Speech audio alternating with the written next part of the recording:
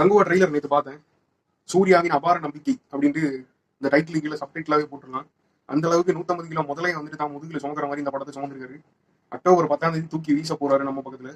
அது உண்மையான முதலையா இல்ல ரப்பர் முதலையான்றது அன்னைக்கு தான் தெரியும். பாபி டியோல் காலக்கேவை ஞாபகப்படுத்துது அவரோட கெட்டப்பு. அவரோட வாய் பாம்பே பக்கம் போனா வாய்ஸ் பெங்களூர் பக்கம் போகுது. வாய்ஸ் சிங்கிங் வந்துட்டு கரெக்டா இல்லை. விவேக் ஓப்ராய்க்கு டப்பிங் கொடுத்தவர் தான் இந்த பாபி டியோலுக்கு டப்பிங் கொடுத்துருக்காரு. என்ன ஆக போதும். அப்புறம் மிக முக்கியமான ஒரு நடிகர் இந்த படத்தில் நடிச்சிருக்காரு. அவரோட திரை பயணத்திலேயே இந்த கெட்டப் தான் அவருக்கு பர்ஃபெக்டா மேட்ச் ஆயிருக்கு. அவரோட கலருக்கும் அவரோட முகத்துக்கும். அவர் வேற யாரும் கிடையாது, நடிகர் கருணாஸ்.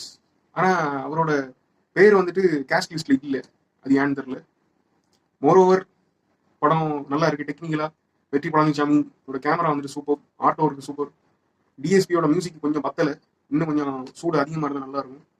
என்னதான் இருந்தாலும் சிறுத்தை சிவா படம், அதுதான் கொஞ்சம் வயிற்ற கலக்கிற மாதிரி இருக்கு.